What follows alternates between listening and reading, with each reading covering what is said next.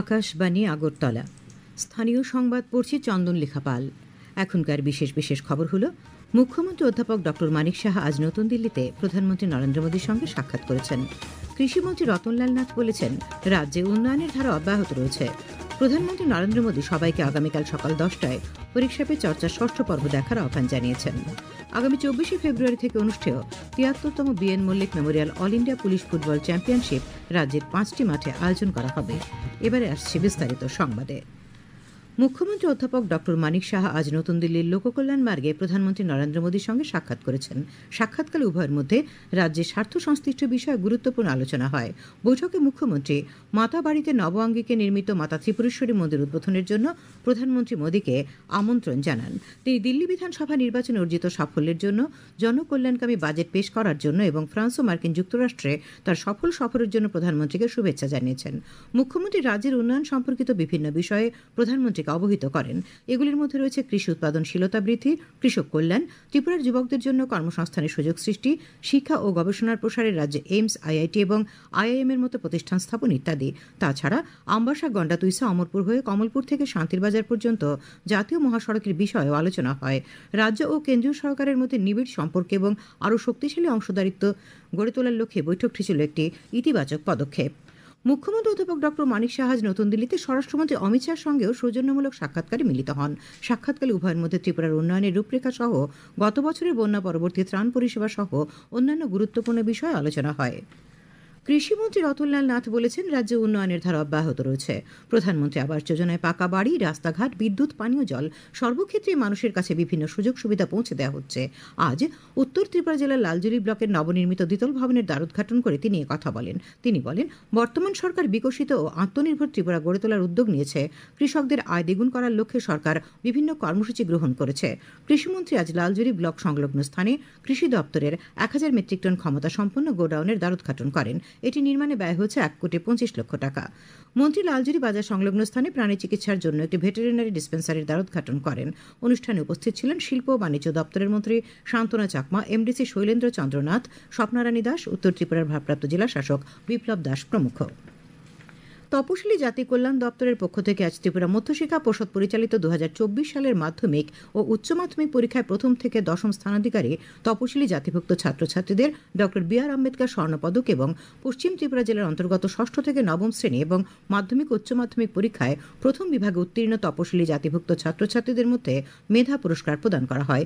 এই উপলক্ষে আগরতলা রবীন্দ্র শতবার্ষিকী ভবনে আয়োজিত অনুষ্ঠানে তপশিলি জাতি কল্যাণমন্ত্রী সুধাংশু দাস বলেন, রাজ্য সরকার শিক্ষা ব্যবস্থাকে আধুনিক করার জন্য বিভিন্ন উদ্যোগ নিয়েছে। তিনি রাজ্যের বিভিন্ন ব্লকে বিদ্যাজ্যোতি স্কুল, পিএমসি স্কুলগুলিতে গুণগত শিক্ষা প্রসারের বিষয় উল্লেখ করেন। তিনি বলেন, দেশের বিভিন্ন বড় শহরে ছেলেমেয়েদের তুলনায় রাজ্যের শিশুরা যাতে শিক্ষায় পিছিয়ে না থাকে তা নিশ্চিত করা এই পদক্ষেপের মূল কারণ। তিনি আরও বলেন যে তপশিলি জাতি কল্যাণ দপ্তর তপশিলি জাতি ছাত্রদের কল্যাণের জন্য বহুমুখী প্রকল্প হাতে নিয়েছে। এর মধ্যে রয়েছে বোর্ডিং হাউস এবং শিক্ষাগত পরিকাঠামো তৈরি করা, প্রাক মেট্রিক এবং পোস্ট ম্যাট্রিক স্কলারশিপ প্রদান ইত্যাদি। অনুষ্ঠানে উপস্থিত ছিলেন আগরতলা পুর নিগমের মেয়র তথা বিধায়ক দীপক মজুমদার, বিধায়িকা মীনারানী সরকার প্রমুখ। Central board of secondary education CBSE পরিচালিত এবছরের মাধ্যমিক পরীক্ষা আজ থেকে শুরু হয়েছে। প্রথম দিনের বিষয় ছিল ইংরেজি। আজ রাজ্যে মোট 77টি পরীক্ষা কেন্দ্রে পরীক্ষা নেওয়া হয়েছে বলে জানিয়েছেন CBSE state coordinator Sujit Dasgupta. খবর প্রচারিত হচ্ছে আকাশবাণীর আগরতলা কেন্দ্র থেকে। পরীক্ষার প্রস্তুতির সময় ইতিবাচকতার গুরুত্বকে প্রধান সহায়ক হিসেবে তুলে ধরে প্রধানমন্ত্রী নরেন্দ্র মোদী সবাইকে আগামীকাল সকাল 10টায় পরীক্ষা পে চর্চার 6ষ্ঠ পর্ব দেখার আহ্বান জানিয়েছেন। সামাজিক মাধ্যমে তিনি বলেন, পরীক্ষার্থীদের অন্যতম বড় সহায়ক হল ইতিবাচকতা। আগামীকাল পরীক্ষা পে চর্চা পর্বে এই বিষয়টি নিয়ে আলোচনা করা হবে এবং সেই অনুষ্ঠানে থাকবেন বিক্রান্ত মেস এবং ভূমি পেন্ডেকার। এই পর্বে তাদের মূল্যবান অভিজ্ঞতা তারা তুলে ধরবেন। কেন্দ্রীয় শিক্ষামন্ত্রী ধর্মেন্দ্র প্রধান, উত্তরপ্রদেশের মুখ্যমন্ত্রী যোগী আদিত্যনাথ এবং কেন্দ্রীয় তথ্য সম্প্রচার প্রতিমন্ত্রী ডক্টর এল মুরুগান বারাণসীর নমঘাটে আজ কাশী তামিল সঙ্গমের দ্বিতীয় পর্বের উদ্বোধন করেন। অনুষ্ঠানে কেন্দ্রীয় শিক্ষামন্ত্রী বলেন, কাশী তামিল সঙ্গম আমাদের দেশের বৈচিত্র্যের মধ্যে ঐক্যকে তুলে ধরে এবং এক ভারত শ্রেষ্ঠ ভারতের ধারণাকে শক্তিশালী করে। 10 দিনের এই অনুষ্ঠানে সিদ্ধা চিকিৎসা পদ্ধতি, ধ্রুপদী তামিল সাহিত্যের ঋষি অগস্ত্যের উল্লেখযোগ্য অবদান এবং দেশের সাংস্কৃতিক ঐক্যে তাঁর অবদান তুলে ধরা হয়েছে। কাশী তামিল সঙ্গমের মূল লক্ষ্য হল দেশের সবচেয়ে গুরুত্বপূর্ণ এবং প্রাচীন শিক্ষার দুটি কেন্দ্র তামিলনাড়ু এবং কাশীর মধ্যে প্রাচীন সংযোগগুলিকে পুনরাবিষ্কার করে একে উদযাপন করা। আরও লক্ষ্য হল তরুণদের সচেতন করা এবং সাংস্কৃতিক একতা অনুভব করা। এবারে মহাকুম্ভের খবর। প্রয়াগরাজের মহাকুম্ভে ভক্তদের অতিরিক্ত ভিড় সামলাতে উত্তরপ্রদেশ সরকার আগামী ৩ দিনে অতিরিক্ত ২,২৫০টি বাস চালানোর সিদ্ধান্ত নিয়েছে। এদিকে আজ বেলা ১২টা পর্যন্ত ৭৩ লক্ষেরও বেশি মানুষ প্রয়াগরাজের সঙ্গমে পুণ্যস্নান করেছেন। উল্লেখ্য, ভক্তদের নিরাপত্তার কথা মাথায় রেখে প্রয়াগরাজ সঙ্গম রেল স্টেশনে আজ এবং আগামীকাল যাত্রী চলাচল বন্ধ রাখা হয়েছে। সাংসদ বিপ্লব কুমার দেব আজ প্রয়াগরাজের ত্রিবেণী সঙ্গমে পুণ্যস্নান করেন। শ্রী দেব বলেন, আস্থা, নিষ্ঠা ও আধ্যাত্মিকতার মিলনক্ষেত্র হচ্ছে প্রয়াগরাজ। তিনি রাজ্যবাসীর মঙ্গল কামনা করেন।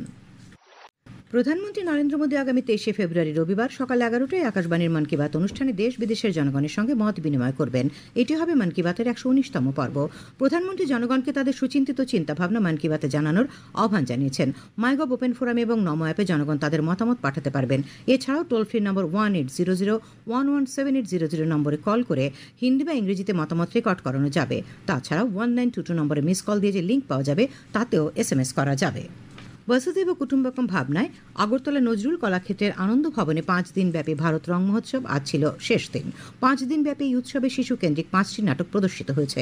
এ ব্যাপারে ন্যাশনাল স্কুল অব ড্রামার ত্রিপুরার অধিকর্তা বিপ্লব বরকাকুতি জানান, শিশুদের মানসিক বিকাশের দিকে গুরুত্ব দিয়ে 5টি নাটক মঞ্চস্থ হয়। প্রতিটি নাটক দর্শকদের দারুণ প্রশংসা পেয়েছে। আমি বলবো কি, এটা মহাকুম্ভ, নাটকের মহাকুম্ভ। একটা আমাদের রাষ্ট্রীয় নাট্য বিদ্যালয়ের নির্দেশক চিত্তরঞ্জন ত্রিপাঠী মহোদয় এটা আখ্যা দিয়েছেন আর কি। আমাদের এই যেটা ত্রিপুরাতে আমার রাষ্ট্রীয় নাট্য বিদ্যালয়ে একটা ইউনিট আছে, সেটাও আমি থিয়েটার ইন এডুকেশন নিয়ে কাজ করি বাচ্চাদের সঙ্গে। সো এখানে যে 5টা নাটক মূলত শিশু কেন্দ্রিক নাটক, শিশুদের মানসিক শারীরিক বিকাশের জন্য পড়াশোনার সাথে সাথে এইগুলো যেগুলো কলা, সেটাও অনেক জরুরি। আগামী ২৪শে ফেব্রুয়ারি থেকে রাজ্যে শুরু হবে ৭৩তম B N. Mallick memorial all India police football চ্যাম্পিয়নশিপের আসর। পুরুষ ও মহিলা বিভাগে ১২ দিনব্যাপী এই প্রতিযোগিতা চলবে ৭ই মার্চ পর্যন্ত। এই প্রতিযোগিতা সফল করতে আজ আগরতলার শহীদ ভগৎ সিং যুব আবাসে ক্রীড়ামন্ত্রী টিঙ্কু রায়ের সভাপতিত্বে প্রস্তুতি সভা হয়। সভায় ক্রীড়ামন্ত্রী বলেন, সর্বভারতীয় চ্যাম্পিয়নশিপের আসরকে সফল করার জন্য যুব বিষয়ক ও ক্রীড়া দপ্তর সব ধরনের সহযোগিতা করবে।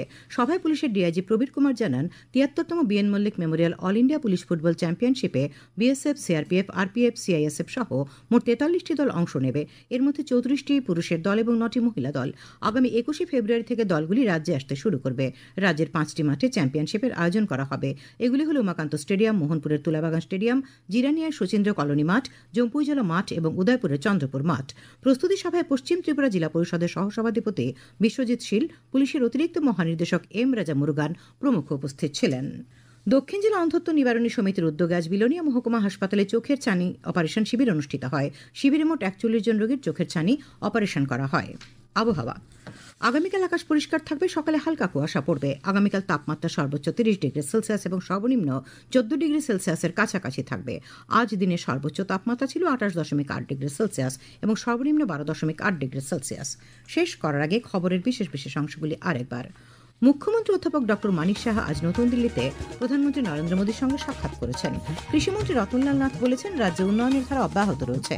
প্রধানমন্ত্রী নরেন্দ্র মোদী সবাইকে আগামীকাল সকাল 10টায় পরীক্ষা পে চর্চার ৬ষ্ঠ পর্ব দেখার আহ্বান জানিয়েছেন। আগামী ২৪শে ফেব্রুয়ারি থেকে অনুষ্ঠেয় ৭৩তম B N. Mallick memorial all India police football championship রাজ্যের 5টি মাঠে আয়োজন করা হবে। স্থানীয় সংবাদ আজকের মতো এখানেই শেষ হল।